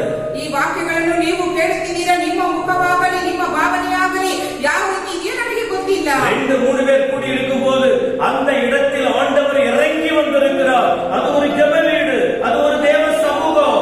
2-3 ಕೂಡಿ ಪ್ರಾರ್ಥಿಸುವಾಗ ದೇವರು ಅಲ್ಲಿ ಇಳಿದು ಬರುತ್ತಾರೆ. ಇದು ಪ್ರಾರ್ಥನೆಯ ಮನೆಯಾಗಿದೆ. தேவ சமூகத்தில் மகிழ்ச்சி உண்டு. ದೇವರ ಸಮೂಹದಲ್ಲಿ ಉಲ್ಲಾಸ ಉಂಟು. ஒருவேளை நீங்கள் துக்கத்தோடு காணப்படலாம். ಒಂದು ವೇಳೆ ನೀವು ದುಃಖದಿಂದ ಇರಬಹುದು. வெளியே சொல்ல முடியாத துக்கம் உங்களுக்குள் இருக்கலாம். ಹೊರಗಡೆ ಹೇಳಲಾಗದಂತ ಒಂದು ದುಃಖ ನಿಮ್ಮಲ್ಲಿರಬಹುದು. நீங்க தேவாலயத்தின் பக்கம் உங்க கவனத்தை திருப்பி பாருங்க. ದೇವಾಲಯದ ಕಡೆಗೆ ನಿಮ್ಮ ಗಮನವನ್ನು ತಿರುಗಿಸಿ ನೋಡಿ. இப்ப தேவாலயங்கள் அடைக்கப்பட்டு கிடக்கிறது. ಆದ್ರೆ ಈಗ ದೇವಾಲಯಗಳು ಮುಚ್ಚಲ್ಪಟ್ಟಿವೆ. ஆனா இப்ப நீங்க இருக்கிற இடத்துல உங்களுடைய கவனத்தை ஆண்டவர் பக்கம் திருப்பி பாருங்க. ಈಗ ನೀವು ಇರುವ ಸ್ಥಿತಿಯಲ್ಲೇ ನಿಮ್ಮ ಗಮನವನ್ನು ದೇವರ ಕಡೆಗೆ ತಿರುಗಿಸಿ ನೋಡಿರಿ. உங்களை மகிழ்ச்சியாக்குகிற கர்த்தர் உங்களோடு பேசிக் கொண்டிருக்கிறார். ನಿಮ್ಮನ್ನು ಉಲ್ಲಾಸಪಡಿಸುವಂತ ದೇವರು ನಿಮ್ಮೊಟ್ಟಿಗೆ ಮಾತನಾಡುತ್ತಿದ್ದಾರೆ. நீங்கள் துக்கத்தோடு இருப்பது தேவனுடைய சித்தம் இல்லை. ನೀವು ದುಃಖದಿಂದ ಇರುವುದು ಆತನ ಚಿತ್ತವಲ್ಲ. மூன்றாவது இந்த ஜெப வீட்டிலே இருக்கிற விஷயம் பாருங்கள். ಮೂರನೇದಾಗಿ ಪ್ರಾರ್ಥನೆ ಮನೆಯಲ್ಲಿ ಇರುವಂತ ವಿಷಯ ಏನು? அவர்கள் என்ன செய்வாங்களா, சர்வாங்க தகனம் பலிகள் பலிபீடத்துல செலுத்துவாங்க. இது ஆண்டவர் அங்கீகரிக்கிறாரா? மனுஷங்க என்ன பண்ணுவாங்க, பலி செலுத்தணும், அது ஆண்டவர் ஏற்றுக்கொள்ளுகிறாரா? ಆದರೆ ಮೂರನೇದಾಗಿ ನೋಡುವಾಗ ಸರ್ವಾಂಗ ಹೋಮಗಳನ್ನು ಯಜ್ಞಗಳನ್ನು ಆ ಒಂದು ಯಜ್ಞ ವೇದಿಯ ಮೇಲೆ ಅರ್ಪಿಸುವಾಗ ಅದು ದೇವರಿಗೆ ಮೆಚ್ಚುಗೆಯಾಗಿದೆ ಎಂಬುದಾಗಿ ನೋಡುತ್ತೇವೆ. தேவன் விரும்புகிற காரியத்தை நீங்கள் தேவனுடைய சன்னிதானத்தில் உண்மையோடு உத்தமத்தோடு நீங்கள் அதை செய்தால் தேவன் அதை ஏற்றுக்கொள்ள வல்லவராய் இருக்கிறார். ದೇವರಿಗೆ ಇಷ್ಟವಾದಂತ ಕಾರ್ಯಗಳನ್ನು ದೇವರ ಸಮ್ಮುಖದಲ್ಲಿ ನಾವು ಮಾಡುವಾಗ ದೇವರು ಅದರಲ್ಲಿ ಮೆಚ್ಚುಗೆ ಪಡುತ್ತಾರೆ ಎಂಬುದಾಗಿ ನೋಡುತ್ತೇವೆ. கர்த்தருடைய சன்னிதானத்திலே ஆதாமின் குமாரர்கள் காயின் ஆபேல் 2 பேரும் அவர்களுக்கு உட்பட்ட காரியங்களை பலிபீடத்தில் வந்து அதை செய்ய ஆரம்பித்தார்கள். ದೇವರ ವಾಕ್ಯದಲ್ಲಿ ನೋಡುತ್ತೇವೆ, ಕಾಯಿನನ್ನು ಹೇಬಲನ್ನು ದೇವರು ಅವರು ಕೊಟ್ಟಿರುವಂತಹ ವಿಷಯಗಳನ್ನು ಯಜ್ಞ ವೇದಿಯ ಮೇಲೆ ಬಂದು ಸಲ್ಲಿಸಿದರು ಎಂಬುದಾಗಿ ನೋಡುತ್ತೇವೆ. 2 பேரும் கடவுளுக்காக தான் கொண்டு வந்து அந்த காணிக்கைகளை பலிகளை செலுத்த வந்தாங்க. ಇಬ್ಬರು ದೇವರಿಗಾಗಿ ಆ ಕಾಣಿಕೆಗಳನ್ನು ಸಲ್ಲಿಸುವುದಕ್ಕಾಗಿ ಬಂದರು. ஆனா காயின் செலுத்தின அந்த காணிக்கைகளை அந்த பலிகளை ஆண்டவர் அங்கீகரிக்கவில்லை. ಕಾಯನ್ನು ಸಲ್ಲಿಸಿದಂತ ಆ ಒಂದು ಕಾಣಿಕೆಗಳನ್ನು ದೇವರು ಸ್ವೀಕರಿಸಲಿಲ್ಲ. ஆபேல் செலுத்தின அந்த பலிகளை ஆண்டவர் ஏற்றுக்கொண்டார். ಏಬೇಲನು ಸಲ್ಲಿಸಿದಂತ ಕಾಣಿಕೆಯನ್ನು ದೇವರು ಸ್ವೀಕರಿಸಿಕೊಂಡರು. ஏன் அதை ஏற்றுக்கொண்ட அந்த விளக்கை இப்ப நான் கொடுக்க விரும்பல. ಯಾಕೆ ಅದನ್ನು ಸ್ವೀಕರಿಸಿದರು ಎಂಬುದಾಗಿ ವಿವರವಾಗಿ ಹೇಳಲು ಸಾಧ್ಯವಿಲ್ಲ. நீ தேவனுடைய பிள்ளையானால் உன் முழு இருதயத்தோடு உன் முழு ஆத்துமாவோடு குற்றங்களை உணர்ந்து உண்மையாய் ஆண்டவரிடத்தில் அர்ப்பணித்து நீ தேவனுக்காக ஏதாயினும் ஒன்றை செய்தால் அதை அப்படியே அவர் ஏற்றுக்கொள்ள வல்லவராய் இருக்கிறார். ನೀನು ನಿಜವಾದ ದೇವರ ಮಗುವಾಗಿದ್ದರೆ ಪೂರ್ಣ ಆತ್ಮದಿಂದಲೂ ಪ್ರಾಣದಿಂದಲೂ ನೀನು ಸಲ್ಲಿಸುವಾಗ ಅದನ್ನು ಸಂಪೂರ್ಣವಾಗಿ ಅದನ್ನು ತೆಗೆದುಕೊಳ್ಳುತ್ತಾನೆ. தேவன் விரும்புகிற அளவுக்கு உங்கள் ஜெபம் இருக்க வேண்டும். ದೇವರು ಇಷ್ಟಪಡುವ ರೀತಿಯಲ್ಲಿ ನಿಮ್ಮ ಪ್ರಾರ್ಥನೆ ಇರಬೇಕು. தேவனை பிரியப்படுத்தக்கூடிய அளவுக்கு உங்கள் துதி இருக்க வேண்டும். ದೇವರಿಗೆ ಮೆಚ್ಚುಗೆ ಆಗಿರುವಂತಹ ಸ್ಥಿತಿಯಲ್ಲಿ ನಿಮ್ಮ ಸ್ತೋತ್ರವು ಇರಬೇಕು. தேவனுடைய நாமத்தை மகிமைப்படுத்தி ஸ்தோத்திர பலிகளை எடுக்க வேண்டும். ದೇವರ ನಾಮವನ್ನು ನಾವು ಪ್ರಚುರಪಡಿಸಿ ಆತನಿಗೆ ಸ್ತೋತ್ರಗಳನ್ನು ಸಲ್ಲಿಸಬೇಕು. இதை நீங்க நிறைய பேர் செய்யறதில்ல. ಆದ್ರೆ ಈಗ ನೋಡುವಾಗ ಅನೇಕರು ಮಾಡುವುದಿಲ್ಲ. கோயிலுக்கு வரும்போதே வாயை திறக்கிறதில்ல. ದೇವಾಲಯಕ್ಕೆ ಬರುವಾಗ ಬಾಯಿಗಳನ್ನು ತೆರೆಯುವುದಿಲ್ಲ. ஆனா இப்ப இந்த செய்தியை கேட்கிற இடத்துல நீங்க அதிகமா துதிக்க போறீங்க. ಆದ್ರೆ ಈಗ ನೀವು ದೇವರ ವಾಕ್ಯವನ್ನು ಕೇಳುತ್ತಿದ್ದೀರ, ಮನೆಯಲ್ಲಿ ನೀವು ಅಧಿಕವಾಗಿ ಸ್ತುತಿಸುತ್ತೀರಾ. ஆண்டவர் பேசுகிற இந்த வார்த்தையை கவனமாய் கேட்டு இனி வரக்கூடிய நாட்களில் வேத வசனத்தின்படி வாழ ஒப்பு கொடுத்து பாருங்க. ದೇವರ ವಾಕ್ಯವನ್ನು ಕೇಳುತ್ತಿರುವಂತ ನೀವು ಇದಕ್ಕಾಗಿ ನಿಮ್ಮನ್ನು ಒಪ್ಪಿಸಿಕೊಂಡಿರಿ. ஏன்னா ஆண்டவரே உங்களுக்கு ஆசீர்வாதம் கொடுக்க இந்த ஜெப வீடு இந்த ஆலயம் என்கிற காரியத்தை அலங்கரித்து வைத்திருக்கிறார். ದೇವರು ನಿಮ್ಮನ್ನು ಆಶೀರ್ವದಿಸುವುದಕ್ಕಾಗಿ ದೇವಾಲಯವನ್ನು ಅಲಂಕಾರ ಮಾಡಿದ್ದಾರೆ. இந்த ஆலயம் இந்த ஜெப வீடு யாருக்கு? ಈ ಒಂದು ಆಲಯವು ಪ್ರಾರ್ಥನೆ ಆಲಯ ಯಾರಿಗೆ? வெறும் ஒரு குறிப்பிட்ட ஜாதிக்கா? ಹೇಳಲ್ಪಟ್ಟಂತ ಒಂದು ಚಿಕ್ಕ ಜಾತಿಗ? ஒரு குறிப்பிட்ட சமுதாயத்திற்கா? ಸೂಚಿಸಲ್ಪಟ್ಟ ಸಮುದಾಯಕ್ಕ? ஏசப்பாவை தேடின ஜனங்களுக்குள்ள ஜாதியும் கிடையாது, பாதியும் கிடையாது. ಆದ್ರೆ ಯೇಸು ಸ್ವಾಮಿಯನ್ನು ಹುಡುಕುವಂತವರಿಗೆ ಜಾತಿಯು ಇಲ್ಲ, ಜನಾಂಗ இயேசுவின் ரத்தத்தால் மீட்கப்பட்ட அத்தனை பேர்களும் தேவாலயத்திற்கு சொந்தமானவர்கள், தேவனுக்கு உரிமையான சொத்து. ಯೇಸು ಸ್ವಾಮಿಯ ರಕ್ತದಿಂದ ಯಾರೆಲ್ಲ ತೆಗೆದುಕೊಂಡರು ಅವರೆಲ್ಲ ಯೇಸು ಸ್ವಾಮಿಗೆ ಸ್ವಂತರಾದವರು. ஆண்டவர் எல்லாருக்கும் அந்த தேவாலயத்தை வைத்திருக்கிறார். ದೇವರು ಎಲ್ಲಾ ಜನಾಂಗಗಳಿಗೂ ದೇವಾಲಯವನ್ನು ಇಟ್ಟಿದ್ದಾರೆ. ஏசாயா 56:7 கடைசி வார்த்தை பாருங்கள். ಯೆಶಾಯ 56:7ನೇ ವಚನದ ಕಡೆಯ ಭಾಗವನ್ನು ನೋಡಿ. என்னுடைய வீடு சகல ஜனங்களுக்கும் ஜெப வீடு எனப்படும். ನನ್ನ ಆಲಯವು ಎಲ್ಲಾ ಜನಾಂಗಗಳಿಗೂ ಪ್ರಾರ್ಥನಾ ಆಲಯವೆನಿಸಿಕೊಳ್ಳುವುದು. அது எந்த மொழிகாரங்களா இருக்கட்டும், ಯಾವ ಭಾಷೆಯವರಾಗಿರಲಿ, அது எந்த ஜாதி ஜனமா இருக்கட்டும், ಯಾವ ಜಾತಿ அது ಜನಾಂಗವಾಗಿರಲಿ, எந்த தேசமா இருக்கட்டும், எந்த ஊரா இருக்கட்டும், ಯಾವ ದೇಶವಾಗಲಿ ಊರಾಗಲಿ, எல்லாருக்கும் சொந்தமானது தேவனுடைய ஆலயம். ಎಲ್ಲರಿಗೂ ಸ್ವಂತವಾದದ್ದು ದೇವಾಲಯ. அப்போ எல்லாரும் அங்க வர வேண்டும். இது அவங்க இடம், இது இவங்க இடம் இல்ல. இயேசு கிறிஸ்து எல்லாருக்கும் அழைப்பு கொடுக்கிறார். எல்லாரும் இந்த இடத்துக்கு வந்தால் உங்கள் வாழ்க்கையில் ஆசீர்வாதம் உண்டு. ಯೇಸು ಸ್ವಾಮಿ ಎಲ್ಲರಿಗೂ ಆ ಸಮಯವನ್ನು ಕೊಟ್ಟಿದ್ದಾರೆ ಆತನ ಆಲಯಕ್ಕೆ ಬರುವುದಕ್ಕಾಗಿ. மத்தேயு 11:28 ஆண்டவர் இயேசு ஒரு அழைப்பு கொடுக்கிறார் பாருங்கள். ಮತ್ತಾಯನು ಬರೆದ ಸುವಾರ್ತೆ 11:28ರಲ್ಲಿ ದೇವರು ಒಂದು ಕಾರ್ಯವನ್ನು ಹೇಳುತ್ತಿದ್ದಾರೆ. வருத்தப்பட்டு பாரம் சுமக்கிறவர்களே, நீங்கள் எல்லாரும் என்னிடத்தில் வாருங்கள், நான் உங்களுக்கு இளைப்பாறுதல் கொடுக்கிறேன். ஆண்டவர் பொது அழைப்பு கொடுக்கிறார் அத்தனை பேருக்கும். ಎಲೆ ಕಷ್ಟಪಡುವವರೇ, ಹೊರೆ ಹೊತ್ತವರೇ, ನೀವೆಲ್ಲರೂ ನನ್ನ ಬಳಿಗೆ ಬನ್ನಿರಿ, ನಾನು ನಿಮಗೆ ವಿಶ್ರಾಂತಿ ಕೊಡುವೆನೆಂಬುದಾಗಿ ಎಲ್ಲರಿಗೂ ಹೇಳುತ್ತಿದ್ದಾರೆ. வருத்தத்தோடு இருக்கிறீங்களா? ನೀವು ಕಷ್ಟದಿಂದ ಇದ್ದೀರಾ? கவலையோடு கண்ணீரோடு இருக்கீங்களா? ಚಿಂತೆಯನ್ನು ಕಣ್ಣೀರನ್ನು ಮುಳುಗಿದ್ದೀರಾ? யாருக்கும் எதையும் சொல்ல முடியாம உங்க வாழ்க்கை போராட்டத்துல இருக்கிறதா? ಯಾರಿಗೂ ಏನು ಹೇಳಲಾಗದೆ ನೀವು ಹೋರಾಟದಲ್ಲಿ ಇದ್ದೀರಾ? ஜெப வீட்டுல கூட்டி உங்களை சந்தோஷப்படுத்தணும்னு சொன்ன ஆண்டவர் தான் இப்ப சொல்றாரு, என்கிட்ட எல்லாரும் வாங்க, நான் உங்களுக்காக இருக்கிறேன், நான் உங்களோட இருக்க விரும்புறேன், நீங்க என்கிட்ட வாங்க, உன் பாரத்தை நான் மாத்துறேன், உங்களுக்கு இளைப்பாறுதல் கொடுக்கிறேன் ஆண்டவர் இயேசு சொல்லுகிறார். ಪ್ರಾರ್ಥನಾ ಆಲಯದಲ್ಲಿ ಎಲ್ಲರನ್ನೂ ಕೂಡಿಸುವೆನು ಎಂಬುದಾಗಿ ಹೇಳಿದಂತ ದೇವರು ಹೇಳಿದ್ದಾರೆ. ಎಲ್ಲ ಕಷ್ಟಪಡುವವರು, ದುಃಖದಲ್ಲಿರುವವರು, ಕಣ್ಣೀರವರು ಎಲ್ಲರೂ ನನ್ನ ಬಳಿಗೆ ಬನ್ನಿರಿ, ನಾನು ನಿಮಗೆ ವಿಶ್ರಾಂತಿಯನ್ನು ಕೊಡುವೆನು ಎಂಬುದಾಗಿ ಹೇಳುತ್ತಿದ್ದಾರೆ. நீங்க வந்து பாருங்க, உங்களுக்கு மேன்மையான சந்தோஷம் ஆசீர்வாதம் இருக்கிறது. ನೀವು ಬಂದು ನೋಡಿರಿ, ಮೇನ್ಮೆಯಾದ ಆಶೀರ್ವಾದವು, ಸಂತೋಷವು ನಿಮಗೆ ಇರುತ್ತದೆ. என் அன்பு சகோதர சகோதரிகளே, ನನ್ನ ಪ್ರೀತಿಯ ಸಹೋದರ ಸಹೋದರಿಯರೇ, தேவாலயத்தின் தொடர்பு உங்களுக்கு இருக்கா? ದೇವಾಲಯದ ಸಂಪರ್ಕ ನಿಮಗಿದೆಯಾ? இல்ல அழிந்து போகிற உலகத்துக்குட்பட்ட காரியம் தான் உங்கள் வாழ்க்கையில் அதிகமான நேரம் இருந்து உங்கள் வாழ்க்கையை கெடுத்துக் கொண்டிருக்கீங்களா? ಆದರೆ ನಾಶವಾಗಿ ಹೋಗುವಂತ ಲೋಕದ ಕಾರ್ಯಗಳು ನಿಮ್ಮಲ್ಲಿ ನಿಮ್ಮ ಜೀವಿತವನ್ನು ಕೆಡಿಸಿಕೊಳ್ಳುತ್ತಿದ್ದೀರಾ? மரியாதை போல தேவையானது ஒன்று, அவள் ஆண்டுடைய சமூகத்தை தெரிந்து கொண்டாள் என்று வேதம் சொல்லுகிறது. ಮರಿಯಳು ಹಾಗೆ ಬೇಕಾದದ್ದು ಒಂದು, ಅದನ್ನು ಅವಳು ಪಡೆದುಕೊಂಡಳು ಎಂಬುದಾಗಿ ದೇವರ ವಾಕ್ಯ ಹೇಳುತ್ತದೆ. சரி, தேவாலயத்துக்கு 2 பேரும் போனாங்களே, அங்க என்ன நடந்தது? ದೇವಾಲಯಕ್ಕೆ 2 ಮನುಷ್ಯರು ಹೋದರೆ ಅಲ್ಲಿ ಏನು ನಡೆಯಿತು? ஒரு மனுஷனை சுமந்துகிட்டு வராங்க ஆலயத்துக்கிட்ட. ಒಬ್ಬ ಮನುಷ್ಯನನ್ನು ಎತ್ತಿಕೊಂಡು ದೇವಾಲಯದ ಕಡೆಗೆ ಬರುತ್ತಿದ್ದಾರೆ. இது 2ஆம் வசனத்திலிருந்து 10 வரைக்கும் நீங்க பார்க்க முடியும். ಇದನ್ನು 2ನೇ ವಚನದಿಂದ 10 ವಚನದವರೆಗೂ ನಾವು ನೋಡಬಹುದು. ஒரு மனுஷன் பிறந்ததிலிருந்து ஏறக்குறைய 40 வருஷமா நடக்க முடியாம கிடந்தவன், அவனை தூக்கிட்டு வர்றாங்க.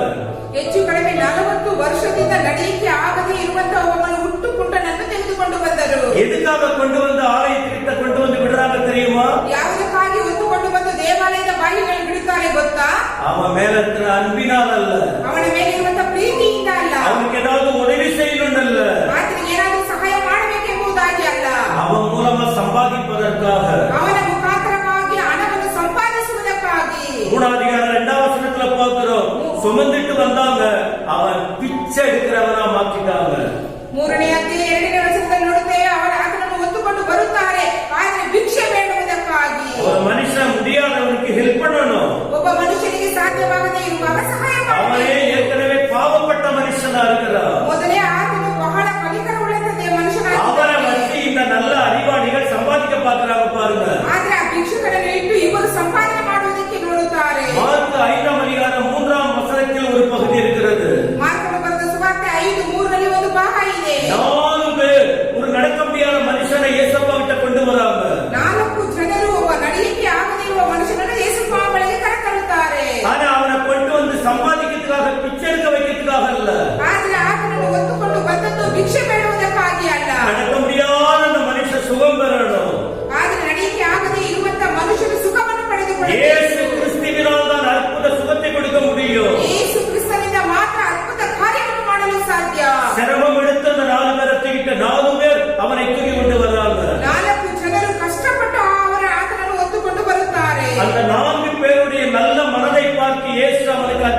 செய்தார். ಆ 4 ಜನರ ಒಂದು ಒಳ್ಳೆಯ ಮನಸ್ಸನ್ನು ನೋಡಿ ಯೇಸು ಸ್ವಾಮಿ ಅದ್ಭುತ ಕಾರ್ಯವನ್ನು கலாத்தியர் ಮಾಡುತ್ತಾರೆ. 6 அதிகாரம் 2 வசனத்தை படித்து பாருங்கள். கலாத்தியர் 6:2. ಗಲಾತ್ಯದವರಿಗೆ 6:2 ವಚನವನ್ನು ಓದಿ ನೋಡಿರಿ. ஒருவர் பாரத்தை ஒருவர் சுமந்து இப்படியே கிறிஸ்துவின் பிரமாணத்தை நிறைவேற்றுங்கள் என்று அப்போஸ்தலனாகிய பவுல் எழுதுகிறார். ಒಬ್ಬರು ಮತ್ತೊಬ್ಬರ ಭಾರವನ್ನು ಹೊತ್ತುಕೊಳ್ಳಲಿ, ಹೀಗೆ ಕ್ರಿಸ್ತನ ನಿಯಮವನ್ನು ನೆರವೇರಿಸಿರಿ ಎಂಬುದಾಗಿ ಪೌಲನು ಬರೆಯುತ್ತಿದ್ದಾರೆ. உலகத்தில் பிறந்த மனுஷன் ஒருவனுக்கு பாரமாய் இருப்பதற்காக அல்ல, ಈ ಲೋಕದಲ್ಲಿ ಹುಟ್ಟಿದಂತ ಮನುಷ್ಯನು ಒಬ್ಬರಿಗೂ ಭಾರವಾಗಿರುವುದಕ್ಕಾಗಿ ಅಲ್ಲ, இன்னொருத்தவங்க பாரத்தை நாம சுமக்கணும், ಮತ್ತೊಬ್ಬರ ಭಾರವನ್ನು ನಾವು ಹೊತ್ತುಕೊಳ್ಳಬೇಕು, மற்றவங்க உதவியா இருக்கணும். ಮತ್ತೊಬ್ಬರಿಗೆ ನಾವು ಸಹಾಯಕರಾಗಿರಬೇಕು. இந்த பிச்சை எடுத்துக்கிட்டு இருந்தவன் என்ன செஞ்சா? ಈ ಭಿಕ್ಷೆ ಬೇಡಿದಂತ ಮನುಷ್ಯ ಏನು ಮಾಡುತ್ತಿದ್ದನು? தேவாலயத்துக்குள்ளே போனதான சீஷர் கிட்ட பார்த்து பிச்சை கேட்கிறான். ದೇವಾಲಯಕ್ಕೆ ಹೋದಂತ ಆ ಒಂದು ಶಿಷ್ಯರ ಬಳಿಗೆ ಭಿಕ್ಷೆ ಬೇಡುತ್ತಾನೆ. ஆனா இந்த 2 பேரும் அவனுக்கு பிச்சை கொடுக்கல. ಆದ್ರೆ ಈ ಇಬ್ಬರು ಮನುಷ್ಯರು ಆತನಿಗೆ ಭಿಕ್ಷೆ ಹಾಕಲಿಲ್ಲ. ஏன் ஆலயத்துக்கு போறவங்க பிச்சை கொடுக்க கூடாதா? ಯಾಕೆ ದೇವಾಲಯಕ್ಕೆ ಹೋಗುವವರು ಭಿಕ್ಷೆ ಹಾಕಬಾರದಾ? கண்டிப்பா கொடுக்கணும். ಖಂಡಿತವಾಗಿ ಕೊಡಬೇಕು. ஆனா இந்த 2 பேர் இவனுக்கு கொடுக்கல. ಆದ್ರೆ ಇಬ್ಬರು ಇವನಿಗೆ ಕೊಡಲಿಲ್ಲ. ஆனா என்ன நடந்தது தெரியுமா? ಆದ್ರೆ ಏನು ನಡೆಯಿತು ಗೊತ್ತಾ? ஆலயத்துக்கிட்ட வந்த மனுஷன் ಆಲಯದ ಬಾಗಿಲಿಗೆ ಬಂದಂತ ಮನುಷ್ಯ வாழ்நாள் முழுவதும் இனி பிச்சை எடுக்க கூடாது. ನಿನ್ನ ಜೀವಿತ ಕಾಲವೆಲ್ಲ ನೀನು ಇನ್ನು ಭಿಕ್ಷೆ ಬೇಡಬಾರದು. ஏசப்பா கிட்ட ஏசப்பா இருக்கிற இடத்துல ஒரு மனுஷன் இருந்தால் அவன் பிச்சை எடுக்க கூடாது. ಯೇಸು ಸ್ವಾಮಿ ಇರುವಂತ ಸ್ಥಳದಲ್ಲಿ ಒಬ್ಬ ಮನುಷ್ಯನು ಇರುವುದಾದರೆ ಅವನು ಭಿಕ್ಷೆ ಬೇಡಬಾರದು. அவன் வாழ்நாள் முழுவதும் அவன் வாழ்க்கை மாற்றப்படணும். ಆ ಜೀವಿತ ಕಾಲವೆಲ್ಲ ಆತನ ಜೀವಿತವು ಬದಲಾವಣೆಯಾಗಬೇಕು. இந்த 2 பேரும் அவரை பார்த்து சொன்னாங்க. ಆ ಇಬ್ಬರು ಶಿಷ್ಯರು ಅವರನ್ನು ನೋಡಿ ಹೇಳಿದರು. அவன் பார்த்தா இவங்க 2 பேரும் பிச்சை கொடுப்பாங்கன்னு. ಆದ್ರೆ ಒಂದು ಉಂಟು ಪುಟ್ಟ ನೋಡಿದ್ರೆ ಏನಾದ್ರೂ ಕೊಡುತ್ತಾರೆ ಎಂಬುದಾಗಿ. ஆனா இந்த 2 பேரும் அவனுக்கு பிச்சை கொடுக்கல. ಆದ್ರೆ ಈ ಇಬ್ಬರು ಭಿಕ್ಷೆ ಹಾಕಲಿಲ್ಲ. அவளோடு பார்க்கிற 2 ஊழியக்காரங்கள ಆದ್ರೆ ಏನಾದ್ರೂ ಸಿಗುತ್ತದೆ ಎಂಬುದಾಗಿ ನೋಡುತ್ತಿದ್ದಾನೆ. ஒரே ஒரு காரியத்தை இவங்க செய்ய ஆரம்பிச்சாங்க. ಒಂದೇ ಒಂದು ಕಾರ್ಯವನ್ನು ಇವರು ಮಾಡಲು ಆರಂಭಿಸಿದರು. இயேசுவின் நாமத்தில் உனக்கு சுகம் கிடைக்க போகுது. ಯೇಸು ಕ್ರಿಸ್ತನ ಹೆಸರಿನಲ್ಲಿ ನಿನಗೆ ಸುಖ ಸಿಗುತ್ತದೆ ಎಂಬುದಾಗಿ. எழுந்து நட. ಎತ್ತು ನಡೆದಾಡು. தூக்கி விட்டாங்க 2 பேரும். ಆತನನ್ನು ಎತ್ತು ಬಲಗೈ ಹಿಡಿದು ಎತ್ತಿದರು. 40 வருஷம் நடக்க முடியாதவன், 40 ವರ್ಷ ನಡೆಯಕ್ಕೆ ಆಗದೆ ಇರುವ, சாப்பாட்டுக்கு கஷ்டப்பட்டவன், ಊಟಕ್ಕೆ ಕಷ್ಟಪಟ್ಟಂತ ಮನುಷ್ಯ, துணிக்கு கஷ்டப்பட்டவன், ಬಟ್ಟೆಗಾಗಿ ಕಷ್ಟಪಟ್ಟ ಮನುಷ್ಯ, பாதுகாப்பு இல்லாதவன், ಸಂರಕ್ಷಣೆ ಇಲ್ಲದ ಮನುಷ್ಯ, அவமானப்பட்டவன், ಅವಮಾನಪಟ್ಟಂತ ಮನುಷ್ಯ, ஏன் பிறந்தவன் வேதனையில் இருந்தவன், ಯಾಕೆ ಹುಟ್ಟಿದ್ದೇನೆ ಎಂಬುದಾಗಿ ವೇದನೆ ಪಟ್ಟಂತ ಮನುಷ್ಯ, வாழ்நாள் முழுவதும் அவன் பிச்சையை எடுக்கக்கூடாது என்று சொல்லு. ಆ ಜೀವಿತ ಕಾಲವೆಲ್ಲ ಭಿಕ್ಷೆಯೇ ಬೇಡಬಾರದು ಎಂಬುದಾಗಿ இயேசு கிறிஸ்துவின் நாமத்தினாலே அவன் சுகத்தை பெற்றுக்கொள்ள காரணமா இருந்தாங்க. ಯೇಸು ಕ್ರಿಸ್ತನ ನಾಮದಲ್ಲಿ ಅವರು ಸುಖವನ್ನು ಪಡೆದುಕೊಳ್ಳುವುದಕ್ಕೆ ಕಾರಣರಾದರು. எல்லா பிரச்சனையும் தீர்க்கக்கூடிய வல்லமை இயேசுவினிடத்தில் இருக்கிறது. ಎಲ್ಲ ಸಮಸ್ಯೆಗಳನ್ನು ಪರಿಹರಿಸುವ ಒಂದು ಬಲವು ಯೇಸು ಕ್ರಿಸ್ತನಲ್ಲಿ ಇದೆ. வியாதியை மாற்றுகிற தேவன், ರೋಗವನ್ನು ಬದಲಾಯಿಸುವಂತ ದೇವರು, சுகத்தை கொடுக்கிற தேவன், ಸುಖವನ್ನು ಕೊಡುವಂತ ದೇವರು, பலத்தை தருகிற தேவன், ಬಲವನ್ನು ಕೊಡುವಂತ ದೇವರು, அற்புதங்களை செய்கிற தேவன். ಅದ್ಭುತಗಳನ್ನು ಮಾಡುವಂತ ದೇವರು. தேவாலயத்தில் என்ன நடந்தது? ದೇವಾಲಯದಲ್ಲಿ ಏನು ನಡೆಯಿತು? தேவாலயத்துக்கு போன ஊழியர்கள் மூலமாக என்ன நடந்தது? ದೇವಾಲಯದಲ್ಲಿ ಹೋದಂತ ಸೇವಕರ ಮುಖಾಂತರವಾಗಿ ಏನು ನಡೆಯಿತು? 40 வருஷம் வாழ்விலே வெறுத்து போனவனுக்கு ஒரு மறுவாழ்க்கை கிடைத்தது. 40 ವರ್ಷಗಳ ಕಾಲ ತನ್ನ ಜೀವಿತದಲ್ಲಿ ನೊಂದಂತ ಮನುಷ್ಯನಿಗೆ ಒಂದು ಹೊಸ ಜೀವನ ಸಿಕ್ಕಿತು. உங்க நிலைமை மாற்றப்படணுமா? ನಿಮ್ಮ ಸ್ಥಿತಿಯು ಬದಲಾಯಿಸಬೇಕಾ? உங்க சூழ்நிலை மாறணுமா? ನಿಮ್ಮ ಪರಿಸ್ಥಿತಿಯು ಬದಲಾಯಿಸಬೇಕಾ? அற்புதம் நடக்கணுமா? ಅದ್ಭುತ ನಡೆಯಬೇಕಾ? ஊழியக்காரனை பார்க்காத, ಸೇವಕರನ್ನು ನೋಡಬೇಡಿರಿ. உலகத்தில் யாருக்கும் போய் சொல்லிக்கிட்டு இருக்காதீங்க. ಲೋಕದಲ್ಲಿ ಯಾರ ಬಳಿ ಹೋಗಿ ಹೇಳಬೇಡಿರಿ. மரித்து உயிரோடு இருக்கிற இயேசு இன்றைக்கும் அவர் அற்புதங்களை செய்கிறார். ಸತ್ತು ಹೂಡಲ್ಪಟ್ಟಂತ ದೇವರು ಈಗಲೂ ಜೀವಿತವಾಗಿ ಇದ್ದಾರೆ. அவரை நம்புங்க. ಆತನನ್ನು ನಂಬಿರಿ. அவர்கிட்ட வாழ்க்கையை ஒப்புக்கொடுங்க. ಆತನ ಬಳಿಗೆ ನಿಮ್ಮ ಜೀವಿತವನ್ನು ಒಪ್ಪಿಸಿಕೊಡಿರಿ. பெரிய காரியங்களை செய்வார். ದೊಡ್ಡ ಕಾರ್ಯವನ್ನು ಮಾಡುತ್ತಾರೆ. இப்ப இந்த செய்தியை கேட்ட நீங்க உங்க இருதயத்தை ஒரு நிமிஷம் அவருக்கு ஒப்புக்கொடுங்க. ದೇವರ ವಾಕ್ಯವನ್ನು ಕೇಳಿದಂತ ನಿಮ್ಮ ಹೃದಯವನ್ನು ಒಂದು ನಿಮಿಷ நீ எப்படிப்பட்ட பிரச்சனையில் இருந்தாலும் சரி, ಎಂತ ಸಮಸ್ಯೆಗಳಿದ್ದರೂ ಸರಿ, பிரசங்கம் பண்ற பாஸ்டரால ஒண்ணும் பண்ண முடியாது. ಸಂದೇಶವನ್ನು ನೀಡುವಂತ ಬೋಧಕರಿಂದ ಏನು ಮಾಡಲು எந்த ಸಾಧ್ಯ? இயேசுவை சொல்லுகிறேனோ இந்த இயேசுவின் மீது நீங்க நம்பிக்கை வச்சு பாருங்க. ಯಾವ ಯೇಸು ಕ್ರಿಸ್ತನ ನಾವು ಹೇಳುತ್ತಿದ್ದೇವೋ ಆ ಯೇಸು ಕ್ರಿಸ್ತನ ಮೇಲೆ ನಂಬಿಕೆ ಇಡಿರಿ.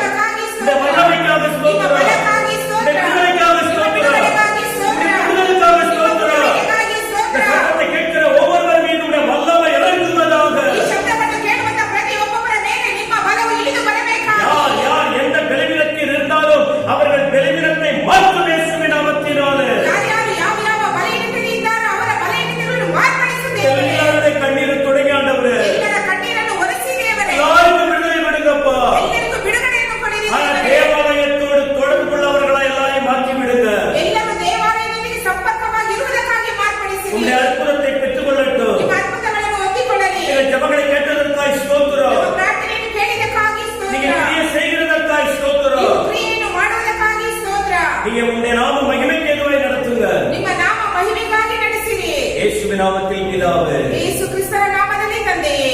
ஆமென். கர்த்தராகிய இயேசு கிறிஸ்துவின் கிருபை, பிதாவாகிய தேவனுடைய அன்பு, ஆவியானுடைய அற்புதமான நடத்துதல் அனைவரோடு கூட உங்க வருகை மட்டும் நிலைத்திருப்பதாக. ஆமென். என் ஆத்துமாவே கர்த்தரை ஸ்தோத்திரி, முழு உலகமே பரிசுத்த நாமத்தை ஸ்தோத்திரி. என் ஆத்துமாவே கர்த்தரை ஸ்தோத்திரி, அவர் செய்த சகல உபகாரங்களையும் மறவாதே. ஆமென். ஆமென். ஆண்டவர் உங்களை ஆசீர்வதிப்பாராக. Praise the Lord.